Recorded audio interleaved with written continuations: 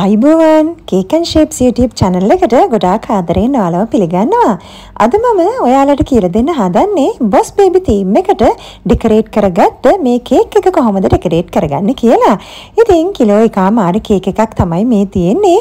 අඟල් 8 round 30න් round 32ක් තමයි මම භාවිතා කරලා තියෙන්නේ. එහෙනම් ඉතින් අපි වීඩියෝ එකට ගිහිල්ලා බලමු කොහොමද මේ කේක් එක ඩෙකොරේට් කරගන්නේ කියලා. ක්‍රම් කෝට් කරාට පස්සේ ෆ්‍රිජ් එකේ යට තට්ටුවේ පැය දෙකක් තියලා තමයි මම දැන් මේ කේක් එක අරගෙන තියෙන්නේ. කේක් එක හොඳටම හයි වෙලා තියෙන්නේ. අයිසිං පොඩ්ඩක්වත් අතේ ගෑවෙන්නේ නැහැ. ඉතින් දැන් රූම් ටෙම්පරේචර් එකේ විනාඩි 15ක් විතර තිබ්බට පස්සේ තමයි මම ෆොන්ඩන්ට් එක කේක් එකට දාන්නේ. මේ විදිහට මම මට අවශ්‍ය ප්‍රමාණයට ෆොන්ඩන්ට් එක රෝල් කරගන්නවා. ඉතින් ගොඩක් අයට තියෙන ගැටලුවක් තමයි කේක් එකේ සයිස් එකට කොහොමද අපි කොච්චර ප්‍රමාණයකට ෆොන්ඩන්ට් එක රෝල් කරගන්න ඕනද කියලා. ඉතින් ඒ පිළිබඳව සවිස්තරාත්මක වීඩියෝ එකක් මම කරලා තියෙනවා. ලින්ක් එක මම පහත ඩිස්ක්‍රිප්ෂන් බොක්ස් එකේ දාන්නම් ඔයාලට බලා ගන්න. දැන් රෝලින් පින් එකක් ආධාරයෙන් ෆොන්ඩන්ට් එක කේක් එක උඩට දාගන්නවා. ඊට පස්සේ මේ විදිහට මම ෆොන්ඩන්ට් එක කේක් එකට අලව ගන්නවා. දැන් මේ විදිහට බාබකියු ස්ටික් එකක් අරගෙන කේක් එකේ තැන් කීපයකින් හිල් කීපයක් විද ගන්නවා. කේක් එකත් ෆොන්ඩන්ට් එකත් අතර හිර වෙලා තියෙන වාතය අපි හොඳින් එළියට යවන්න ඕනේ. එහෙම නැත්නම් ෆොන්ඩන්ට් එකෙන් කවර් කරලා ටික වෙලාවක් ගියාට පස්සේ ෆොන්ඩන්ට් එක මතු පිට එයා බබල්ස් එන්න පුළුවන්. ඉතින් ඒක වළක්වා ගන්න තමයි අපි මේ විදිහට හිල් කීපයක් විදලා හොඳින් ස්මූත් කරගන්නේ. කේක් බෝඩ් එකත් මම මේ විදිහට කවර් කරගත්තා. ඉතින් මම වෙනදත් ඔයාලට කියනවා කේක් එක ඩෙකොරේට් කරන්න කලින් කේක් එකේ තියෙන කෝන් ෆ්ලවර් ටික හොඳට පිරිසිදු කරගන්න ඕනේ. ඉතින් වතුර ටිකක් ආධාරයෙන් මම පින්සලකින් මේ විදිහට සම්පූර්ණ කේක් එකම පිරිසිදු කරගන්නවා.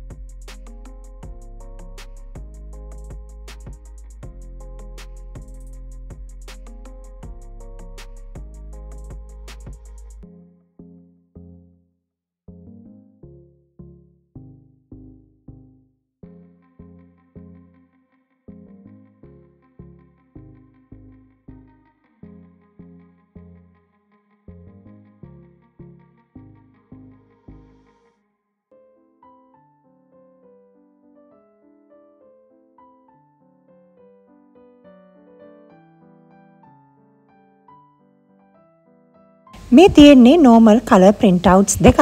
දැන් මේ වගේ transparent sticker එකක් අරගෙන මම මේ pictures දෙකේම දෙපැත්තම අලව ගන්නවා.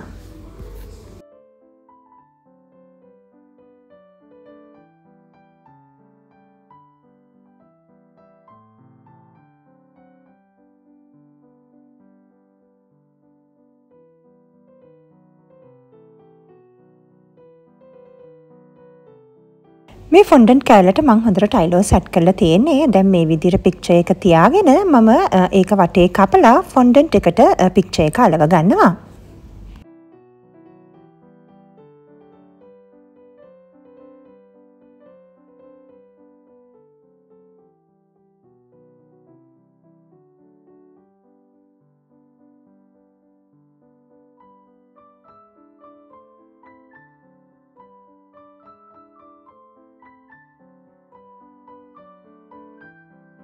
දැන් මේ විදිහට පැය භාගයක් විතර මම මේක හොඳින් වේල ගන්නවා.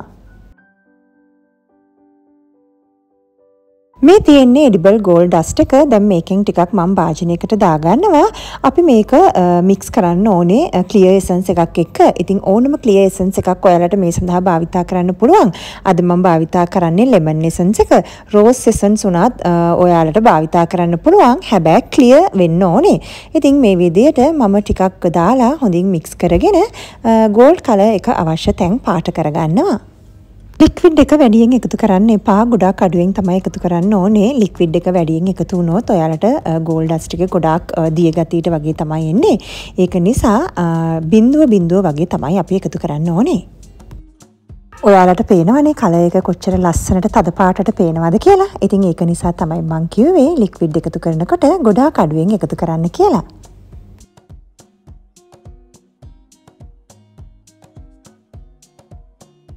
මේ ෆොන්ඩන්ට් කෑල්ලට මම ටයිලෝ සෙට් කරලා තියෙන්නේ. ඉතින් සූප්පුවක් හදාගන්න තමයි මම ලෑස්ති වෙන්නේ.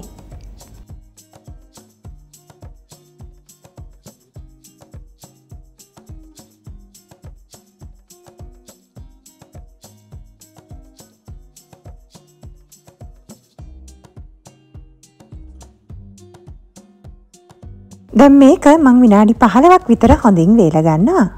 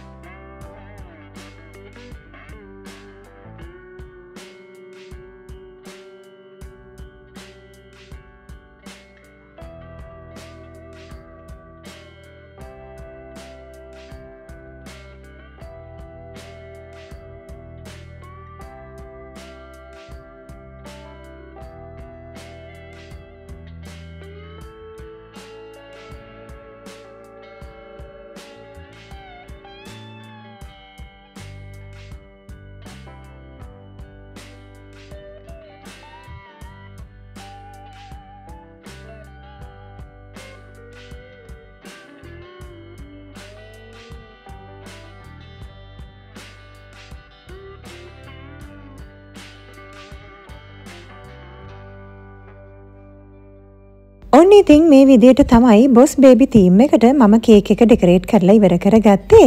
වීඩියෝ එක ඔයාලට ප්‍රයෝජනවත් කියලා හිතෙනවා නම් තවත් කෙනෙක්ට බලන්න ෂෙයා කරන්න. ඒ වගේම Cakenshapes YouTube channel එක තවමත් subscribe කරලා නැත්නම් subscribe කරන්න. ළඟම තියෙන bell button එක ඔබන්න. එතකොට මම වීඩියෝ එකක් අප්ලෝඩ් කරන හැම වෙලාවෙම ඔයාලට ඉක්මනින්ම දැනගැනීමේ හැකියාව ලැබෙනවා. එහෙනම් ඉතින් අද මේ වීඩියෝ එකකින් සමුගන්නවා. නැවතත් හමු වෙන බලාපොරොත්තු වෙන ඔයාලට සුබ දවසක්.